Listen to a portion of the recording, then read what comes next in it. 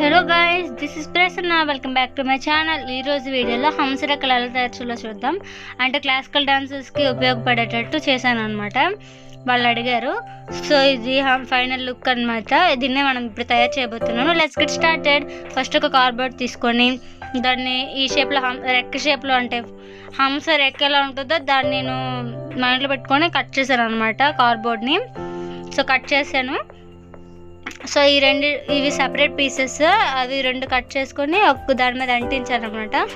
Square టైప్లో ఉండే ఒక కార్డ్బోర్డ్ షీట్కి అంటించేసి దానికి రెక్టాంగిల్ షేప్లో ఉండేవి బ్యాలెన్స్గా అంటించాను అనమాట. సో చూడండి, ఇది ట్రయాంగిల్ షేప్లో అంటించాను. ఇది సపరేట్. ఈ రెండింటిని కలిపి ఒక దానికి అంటించాను. అలా అయితే మనకు స్టిఫ్గా బ్యాలెన్స్డ్గా ఉంటుందని. సో మనం దీన్ని ఒక చార్ట్ మీద అంటిద్దాం. ఇప్పుడు ఒక చార్ట్ అంటిద్దాం. ఎందుకంటే హంసరేఖలకి వైట్ కలర్ చార్ట్ అయితే చాలా బాగుంటుందని చెప్పి వైట్ కలర్ చార్ట్ తీసుకున్నాను. ఇంకే కలర్ అయినా బాగోదు, ఎందుకంటే హంస వైట్ కలర్లో ఉంటుంది కాబట్టి వైటే బెస్ట్ ఆప్షన్. సో మనం సీజర్, పెన్సిల్ ఒకటి తీసుకున్నాం. పెన్సిల్ సో కట్ చేద్దాం.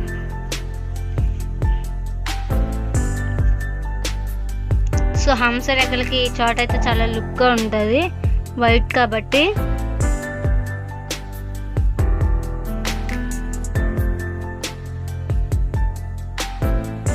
సో నేను ఇది దేని గురించి చేశానంటే మా క్లాసికల్ గ్రూప్లోనమాట శ్రీనివాస్ కళ్యాణంకి గరుడు అంటే హంస కావాలన్నారు. ఫస్ట్ గరుడు అన్నారు. సో నెక్స్ట్ హంసకు షిఫ్ట్ అయ్యారనమాట. సో నేను దానికోసమనే ఇది తయారు చేస్తున్నాను. నా 4 days హార్డ్ వర్క్ అనమాట. ఇది గట్టిగా పట్టుకుంటే 2 daysలో అయిపోతుంది. బట్ మనం అలా దాన్ని పట్టుకుని ఉంటే ప్రాక్టీస్ ఎప్పుడు చేస్తామని చెప్పి 4 days తీసుకున్నాను దీనికి టైమ్. సో చూసారు కదా, దాని కాపీ సైడ్ అనమాట మనం బార్డర్స్ గీసుకోవాలి మనం తీసుకున్న హంసని. సో లుక్ అనేది ఎలా ఉంటుంది. సో దాన్ని మనం కట్ చేద్దాం. ఓకేనా.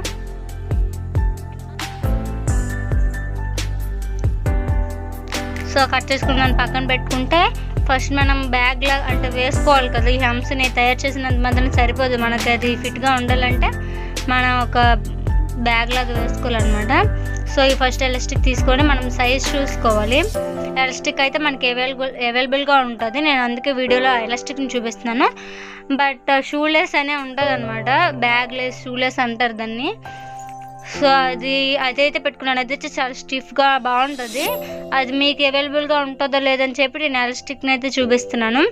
సో మనం సైజ్ చూసుకున్న తర్వాత దాన్ని కట్ చేసుకుని రెండు ఈక్వల్ సైజులో కట్ చేసుకోవాలి. 2 ఉండాలన్నమాట. సో 2 తీసుకున్నాను. సో ఇది మనం పక్కన పెడద్దాం. ఇదంతా మనకు ఎక్స్ట్రా థర్డ్ అయిపోయింది. ఓకే, ఈ 2 ఎలాస్టిక్స్ తీసుకున్నాను, అంటించేసాను. నేనైతే ప్యాచ్ గమ్ తీసుకున్నాను. సో నేను దీన్ని అంటించాను.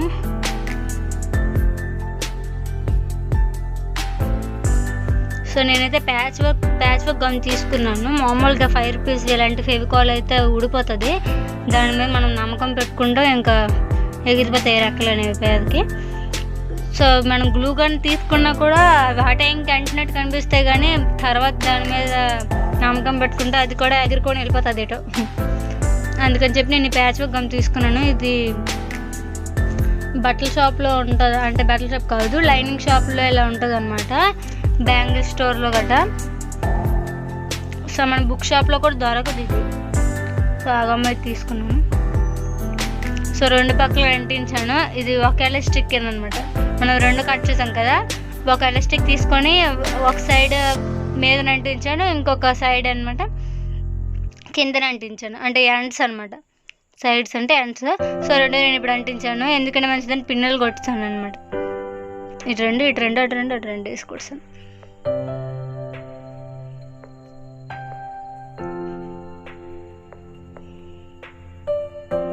సో చూసారు కదా, మన గమ్ ఆరే లోపల స్టిఫ్గా ఉండాలని చెప్పి మామూలుగా అయినా మనకి అవైలబుల్గా ఉన్నవి ఏవైనా అలా స్టిచ్ చేయించేయాలన్నమాట. సో ఇది వైట్ కలర్లో ఉంది చూడండి, అది గమ్ పెట్టాను. అటు ఇటు కదిలిపోకుండా ఉండడానికి గమ్ పెట్టాను.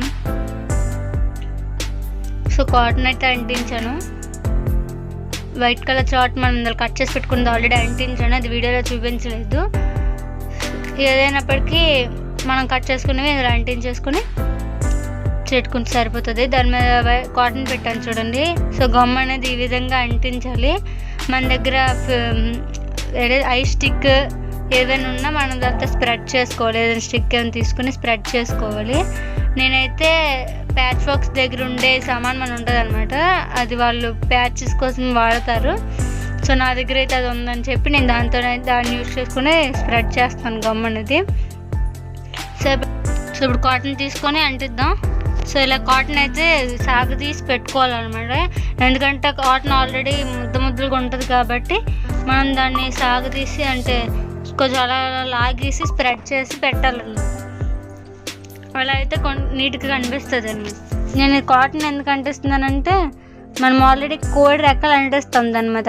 అంటించినప్పుడు మొత్తం అంటించలేము, ఎందుకంటే అది చాలా టైం పట్టేస్తుంది అండ్ నీట్గా కనిపించదు కూడా.